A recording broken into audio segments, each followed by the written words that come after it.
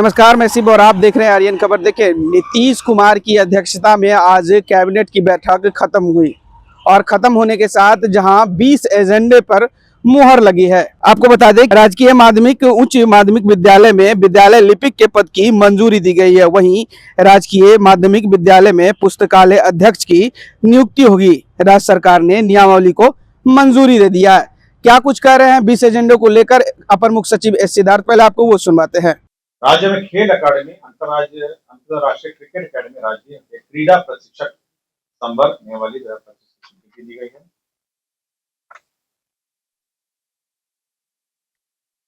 भूमि स्थानांतरण के मामले हैं, मैं पढ़ देता हूँ। लखीसराय जिला अंतर्गत अंचल हलसी मौजा त्रिखंडी में Bihar state power transmission company limited को पावर ग्रिड 132/33 ग्रिड स्थापित करने के लिए है।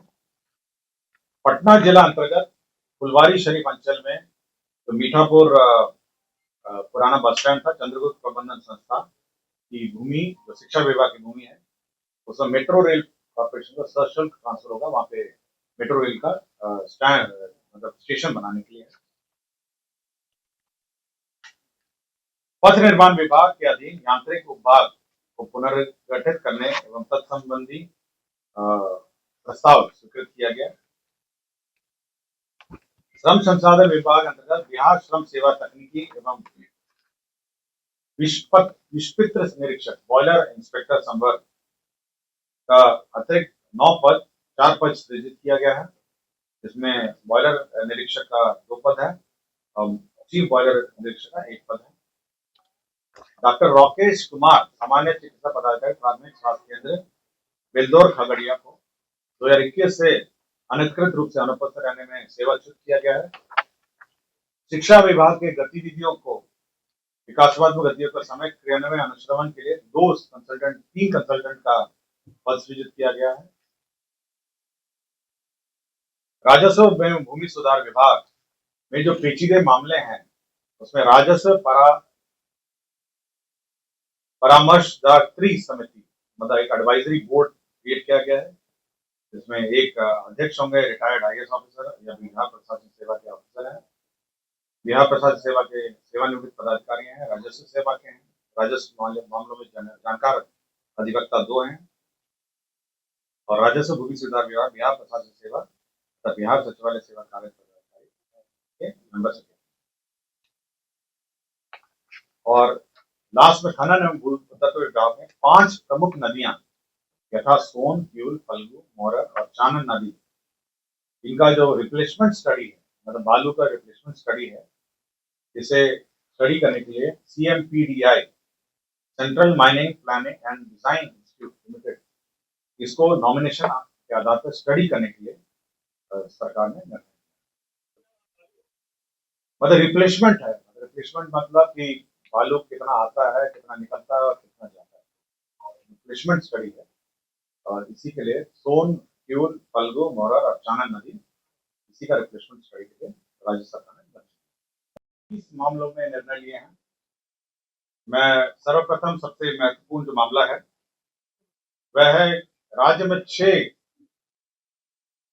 छोटे हवाई अड्डे निर्माण के संबंध में राज्य सरकार ने एयरपोर्ट अथॉरिटी ऑफ इंडिया के साथ MOU साइन करने की स्वीकृति दी। ये छोटे एयरपोर्ट हैं Madhubani airport, Birpur airport, Munger airport, Valmiki Nagar airport, Muzaffarpur airport और सहरसा एयरपोर्ट। ये 6 के 6 एयरपोर्ट उड़ान योजना के अंतर्गत आच्छादित है और इसके अंतर्गत अब एयरपोर्ट अथॉरिटी के साथ राज्य सरकार MOU साइन करेगी। इस संबंध में यह भी बताना चाहूंगा कि जो प्रारंभिक आवंटन है 25 करोड़ हर एयरपोर्ट के लिए, कुल मिला के 150 करोड़ जो है वह इस एयरपोर्ट के लिए प्राप्त हो गया। तो राज्य में 6 एयरपोर्ट है, मधुबनी, बीरपुर, मुंगेर, वाल्मीकि नगर, मुजफ्फरपुर और सहरसा, 6 एयरपोर्ट।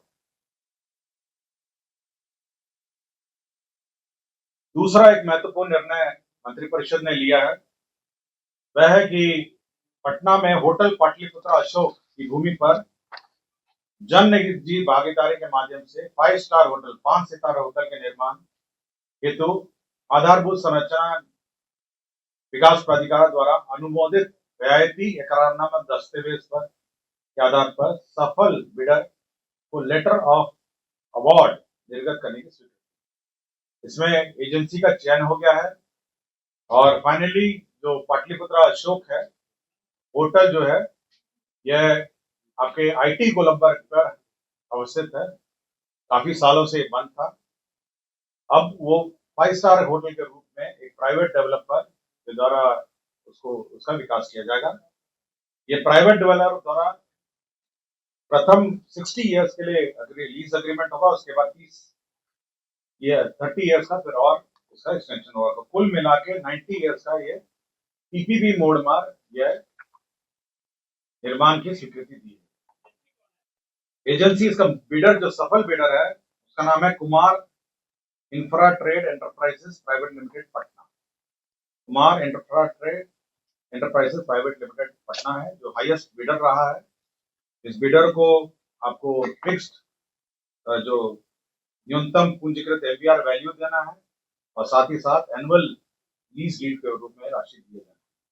तो अब बिहार के कैपिटल पटना में अब ये 5 स्टार होटल अब यह निर्माण होगा। इसके अतिरिक्त 2 और 5 स्टार होटल का जो बिड प्रोसेस है वह भी जारी है। एक तो बांकीपुर में 5 स्टार होटल बिड अभी भी इन प्रोसेस है और दूसरा जो ट्रांसपोर्ट भवन था आपका उसी से आगे आईटी गोलंबर से थोड़ा आगे था, वहां पर भी अभी बिड प्रोसेस है। 2 बिड और बाकी है। तो 3 होटल निर्माण की स्वीकृति राज्य सरकार ने पीपीपी मोड में दी थी। तो पहला पीपीपी मोड में सक्सेसफुल बिडिंग हुआ है जो आईटी गोलंबर वाला होटल है और वो जो पैलेस है तो यहाँ पर सुल्तान पैलेस है। सुल्तान पैलेस का होटल निर्माण की निविदा प्रक्रिया दी है और बांकीपुर में भी निविदा प्रक्रिया। तो आपने सुना अपर मुख्य सचिव एस सिद्धार्थ 20 एजेंडे को लेकर क्या कह रहे थे। जहां कलर की नियुक्ति हो रही है वहीं पुस्तकालय में पुस्तकालय अध्यक्ष की भी नियुक्ति हो रही है और ऐसे कई एजेंडे थे जिस पे आज कैबिनेट की बैठक खत्म होती है और उस पर मुहर लगती है। फिलहाल इस खबर में इतना ही। इस वीडियो की प्रतिक्रिया आप हमें कमेंट में जरूर दीजिएगा और ऐसे ही तमाम खबरों से जुड़े रहने के लिए देखते रहे आर्यन खबर।